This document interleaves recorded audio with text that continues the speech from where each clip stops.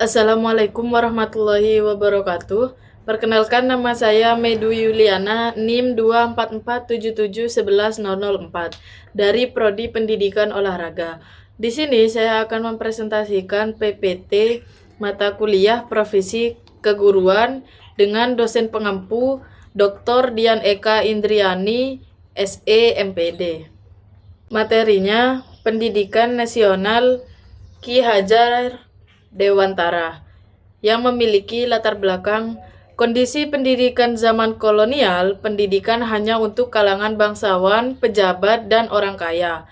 Isi pendidikan didesain untuk kepentingan pemerintah Belanda, bukan untuk kemajuan bangsa Indonesia, menumbuhkan rasa rendah diri dan ketergantungan pada bangsa penjajah. Yang kedua, tidak ada kesempatan yang sama bagi seluruh rakyat untuk belajar. Latar belakang pemikiran. Ki Hajar Dewantara melihat pendidikan sebagai alat pembebasan dan perjuangan. Ia ingin membangun sistem pendidikan yang berakar pada budaya, nilai-nilai luhur bangsa, dan sesuai kebutuhan masyarakat. Tujuan utamanya membentuk manusia yang merdeka batin, pikiran, dan tenaga, serta mampu memajukan bangsa. Pendidikan adalah usaha untuk memanusiakan manusia. Ki Hajar Dewantara. Biografi singkat. Raden Mas Suwardi Sujaningrat, lahir pada tanggal 2 Mei 1889 di Yogyakarta. Pas lagi muda, aktif dalam pergerakan nasional, penulis dan wartawan yang kritis terhadap kebijakan kolonial. Pada tahun 1913 dibuang ke Belanda bersama Louis Dekker dan Cipto Mangunkusumo karena menulis artikel Al Ins Nederlander was.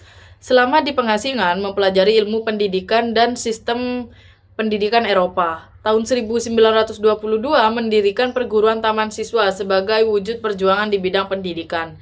Pada tahun 1947 diberi gelar kehormatan Ki Hajar Dewantara.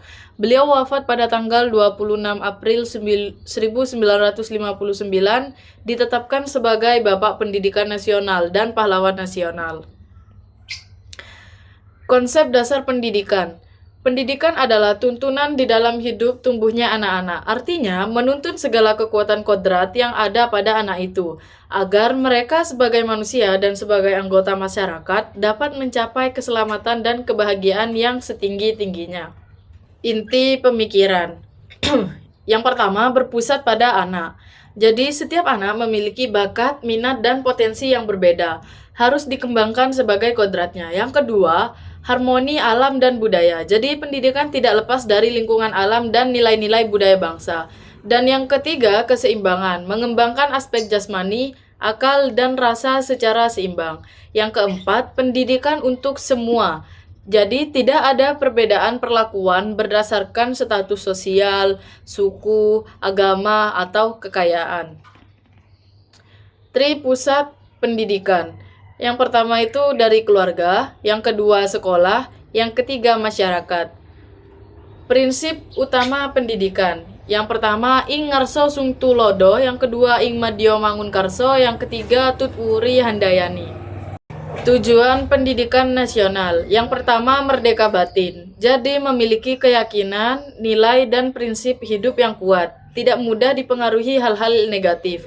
Sedangkan yang nomor dua, merdeka pikiran, yaitu mampu berpikir kritis, logis, kreatif, dan mampu membedakan yang baik dan buruk. Yang ketiga, merdeka tenaga, yaitu sehat jasmani, memiliki keterampilan, dan mampu bekerja keras untuk memenuhi kebutuhan diri dan masyarakat. Yang keempat, berjiwa nasional dan internasional, yaitu cinta tanah air, bangga akan budaya sendiri, tetapi juga menghargai bangsa lain. Yang kelima, berguna bagi masyarakat, mampu berkontribusi untuk kemajuan bangsa dan kesejahteraan orang banyak. Pendidikan bertujuan untuk memerdekakan manusia, artinya membuat manusia mampu mengatur dirinya sendiri dan bertanggung jawab. Sistem pendidikan taman siswa. Prinsip dasarnya yaitu kebudayaan sebagai dasar, kemajuan sebagai tujuan. Metodenya belajar sambil melakukan, belajar dengan menyenangkan dan menyesuaikan dengan tahap perkembangan anak.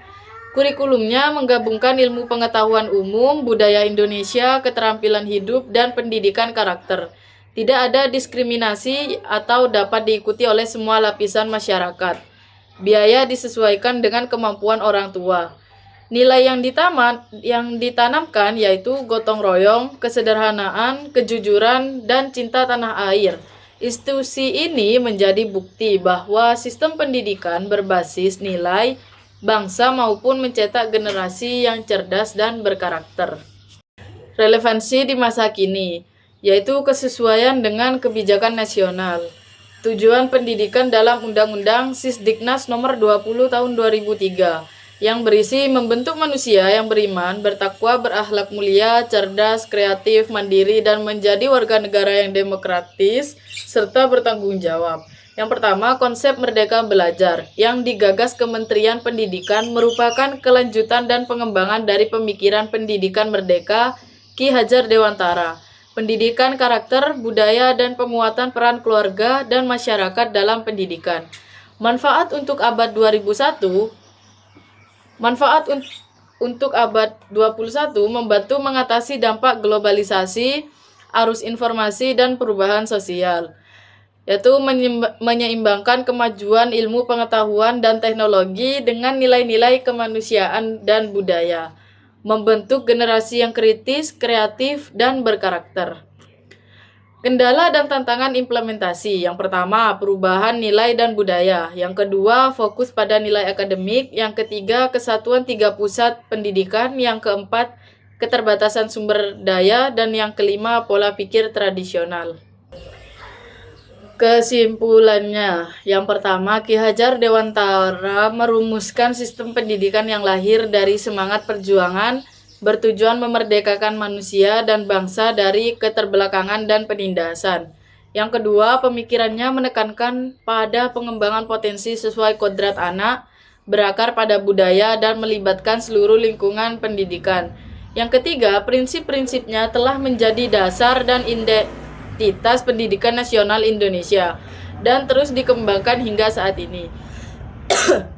Yang keempat, untuk mewujudkan tujuan pendidikan nasional, kita perlu memahami, mengamalkan, dan mengembangkan warisan pemikiran ini sesuai dengan perkembangan zaman. Cukup sekian penjelasan dari saya, kurang lebihnya mohon maaf. Wabillahi taufiq wal hidayah. Wassalamualaikum warahmatullahi wabarakatuh.